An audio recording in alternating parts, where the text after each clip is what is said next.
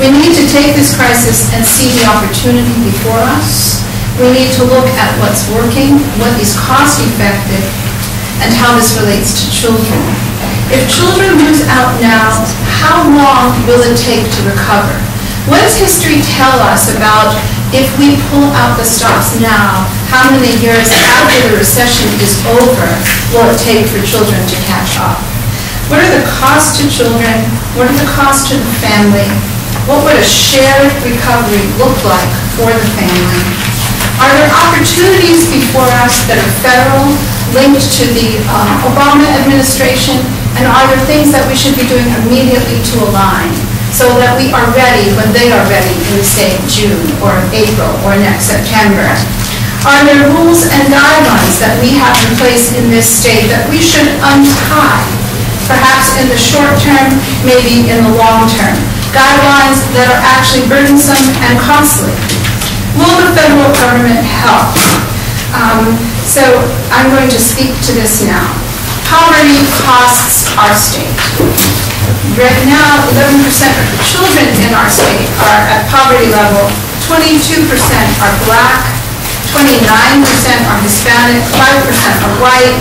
The percentage of Hispanic children living in poverty in Connecticut, Massachusetts, and Rhode Island exceeds that of the U.S.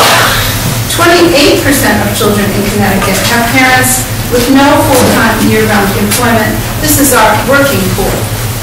Some figures right now, as we're watching things begin to erode: 11% poverty level, 28% working poor. Over 76% of the children in our state live in families paying more than 30% of their income on housing. The new environment is already telling us in Connecticut that children are hungry, homeless, and more families are stressed. Hunger exists in our state, though plenty would like to deny that. In Connecticut, we have 122,000 households now that are food insecure.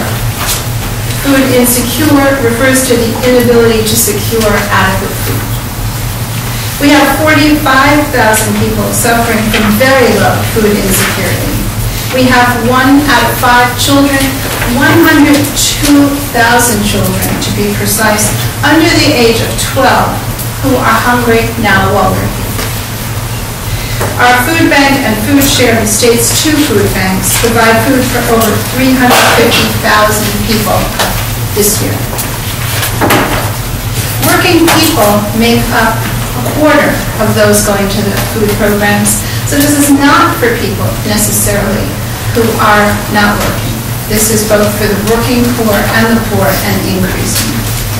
So what happens to children if they're food insecure? Well, many of you know this, so I don't need to repeat what the science has told us, and you've heard again and again. But the lack of nutrition affects the brain. And when the brain is affected, that has long-term consequences. It's not a short-term consequence. And the impact is cognitive, behavioral, and there are developmental delays. So if you're hungry today, that has an impact that's long-term. Food assistance is critical to low-income families. Emergency food is not always available in our state, and the demand is increasing. Of course, you already know this, most of you, from your own wallets. If you're paying attention to costs, and I'm sure you are, but to be very concrete, in our state, milk has gone from 8% to 12.6% higher. Chicken, another basic, has gone from 21% to 44% in cost. So it's affecting everyone, but it's in particular affecting children. Housing. In Connecticut, homeless shelters this past year turned away 30% more families due to lack of bed space. With the housing market as it is, the troubles heighten the potential for increased homelessness in our state. The foreclosures, this may be something that people haven't thought about, so I want to bring it to our attention. The foreclosures have pushed owners into the rental market. When an owner is going into the rental market, that's driving up rent costs. So the demand for rental is then affecting those who can barely afford it. And that is increasing our homelessness.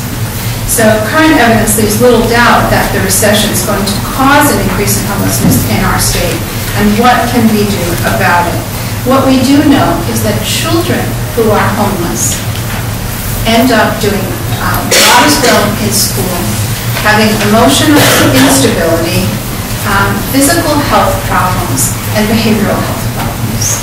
Now, the research isn't very clear on what causes all of this, but largely it's thought that it's from the disruption, the stress, the family stressors, the anxiety, the economic hardship, and then the child ends up in increased educational difficulty going from one school to another, one site to another, which we've seen a lot. In just one day, in our state, 3,444 households were homeless. Of those, and that's a very large number for our state. You know, it's sort of possible to zone out and hear too many numbers, and I'm trying to pay attention to that, but I also really want to highlight for you, make almost a movie of it, what we are seeing in our state right now, and therefore what we can anticipate to really probably triple very soon. 3,444 households homeless in one night. Of these, 873 were children. The most commonly cited reason for leaving one's place of residence was rent problems. There's nothing wrong with the family. In terms of education, most everybody had a GED. We're talking about high school graduates.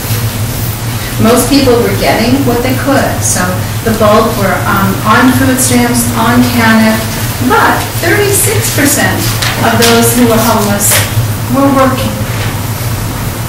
So our notion of who's going to be homeless is going to be shifting quickly. 91% of those who were homeless had health insurance, but they're homeless. So that is going to increase, and the federal government people are already trying to work on this. In healthcare, the current recession has driven up unemployment to rates that we've not witnessed since 1993. As Connecticut workers lose their jobs and their incomes shrink, they also face the loss of health insurance. Low-income families will need more than ever a healthcare safety net provided by Medicaid and S-chip. Families USA reported that about 209,000 of the 1.9 million people in Connecticut between 25 and 64 didn't have health insurance, and of those, 150 died for lack of coverage. So we know that children from the state's low-income families are 2 times more likely to suffer from health problems, such as asthma, developmental delay, behavioral and emotional problems. So we can anticipate needing to really hone in and make sure that health care is properly provided right now. We've also seen increases in infant mortality and low birth rate, which I'll speak to in a bit. There's also a very large racial disparity in our state. For example, low birth rate children who are white, 7%, black, 12.7%, Hispanic, 8.8%. And this disparity is going to need reckoning, does need reckoning. Where we see health disparities, we also see educational disparities. So you can't talk about the health needs without seeing the impact that the health has on education, education access, and education performance, because they're in the same quadrant. In education, we have the largest achievement gap in reading in the entire country. So right now, we are 45th out of 50 states in long-term job growth. We have the 2nd highest juvenile incarceration rate for Hispanic males and the 3rd highest rate for African American males. We have the largest income inequality in the country. And for the first time ever, we're going to be spending more on prisons than on our public higher education system. So what we're going to need to do is to flip this, and we can anticipate that the problems are going to be drilling down and increasing now as we're sitting here.